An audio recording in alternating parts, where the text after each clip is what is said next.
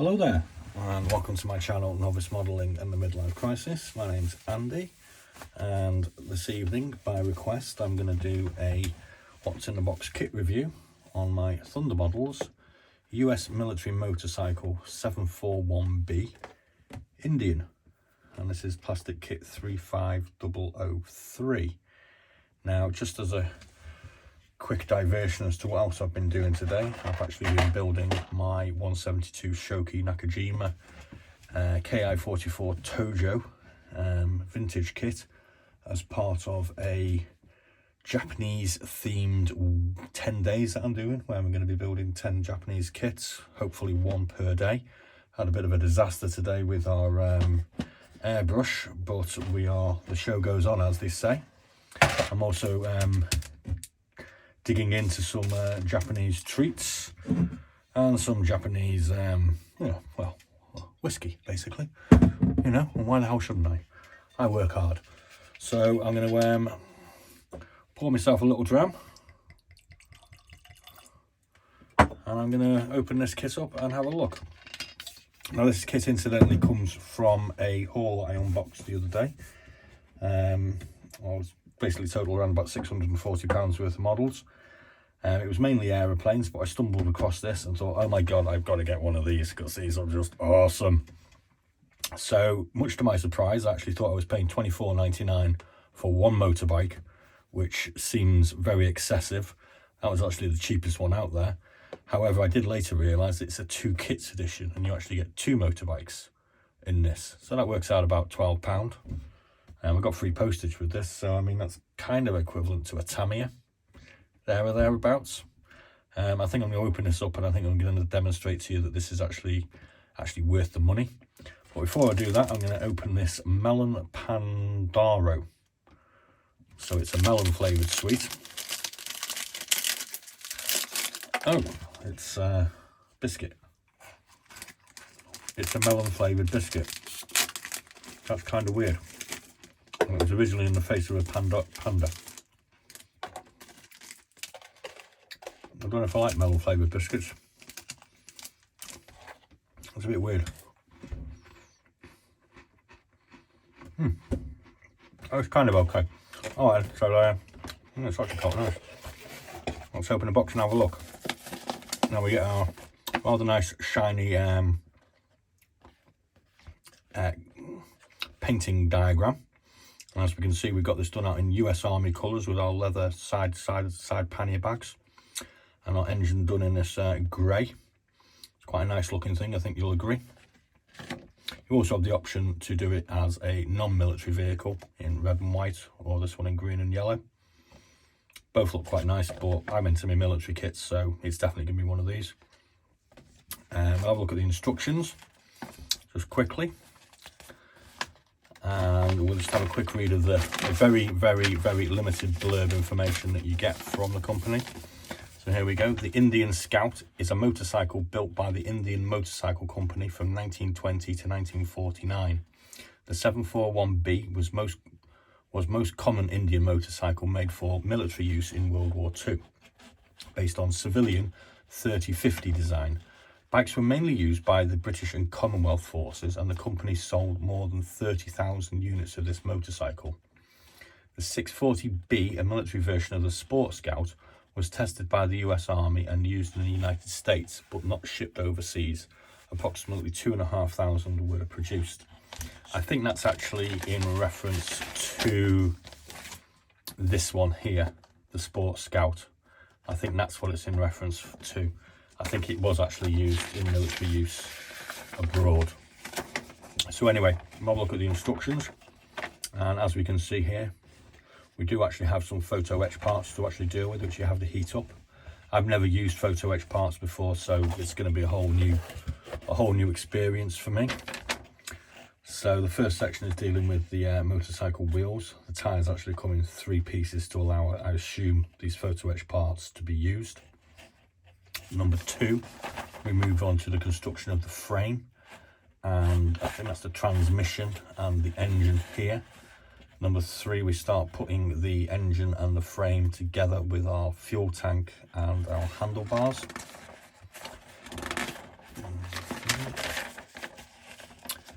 section 4 and 5 is mounting the front wheel with the mudguard. Excuse me. I better wash that down with some whiskey. Nice.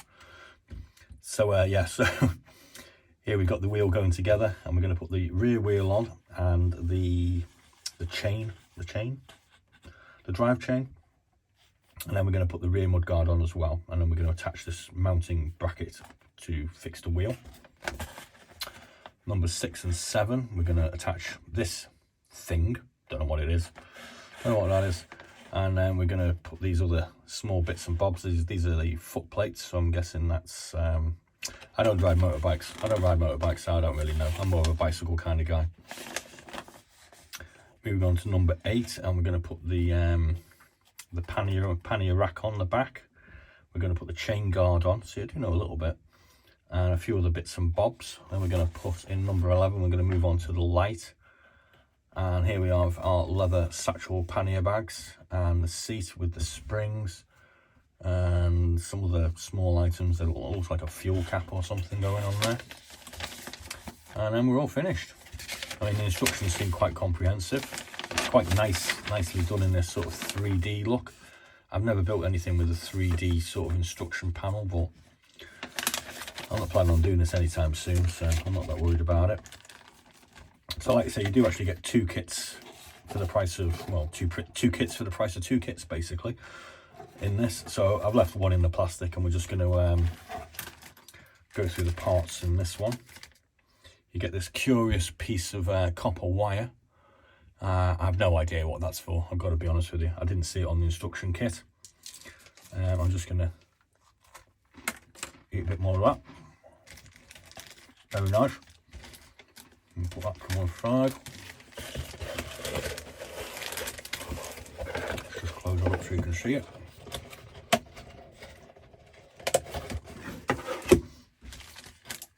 Let's have a look at what's in this little bag here. And you can see we've got our photo etch parts here, which consists, you get 2 of these. So you get 2 sets of these, and you've got your wheels and your chain. I've got to be honest with you, I've absolutely no idea what these other bits are. I haven't got a clue. But there you go. Some nice photo etch bits there, which, I don't know, I think, is that unusual on a motorbike? I think it might be. And then we got our clear plastic ones, which are just basically front and rear lights. There's 6 here, so I'm not quite sure. I don't know. And then you get a very small decal seat. The Indian logos here are for the commercial variant. There are a couple of white stars on here, and a few other bits and bobs as well. So I mean, obviously it's a motorbike, you're not going to get that much on it. Moving on to the sprues. On the first sprue, you can see here we have our multiple sections for our tyres. We have our satchel bags, satchel pannier bags. We have the fuel tank here. We have the front and rear mud guards. I mean, there's not a massive amount of detail on it, but I mean, it's a very small, dainty item. So you're not going to get loads of little, rivets and all sorts of things like we would on a bigger tank or something. I can see the front light, or maybe the rear light here. Don't know what that is, but that looks all quite nice. And on this sprue, we can see the seat. That looks like it's going to be the exhaust. We've got the handlebars. Don't know what that is. No idea. Don't know what that big round thing is. What else have we got here? That looks like the brake lever. That looks like the transmission housing. And then we've got various bits of frame and transmission. Another chain looking thing. So yeah, I mean, it's an interesting kit. It's a nice looking kit. I do actually have some other Thunder models, and they are pretty good, to be honest with you. If we just look at the back, I actually have this one, the Scammell Pioneer TRM U30 transporter gooseneck truck, which is for transporting tanks. I've also got the Scammell recovery truck, which has just got a crane on the back of it. strangely enough, I mean, I paid £25 for this, which is 2 small motorbikes. These ones I got for sort of £55–60, and these are massive, and these are really nice. I haven't shown anyone these yet, but we'll get onto those at some point in the future. Really cool kits. So yeah, there we go. I'm just going to open these sweeties up. I don't know what these are. Something in Japanese. And these are just basically little jelly straws. Probably a lemon flavoured one.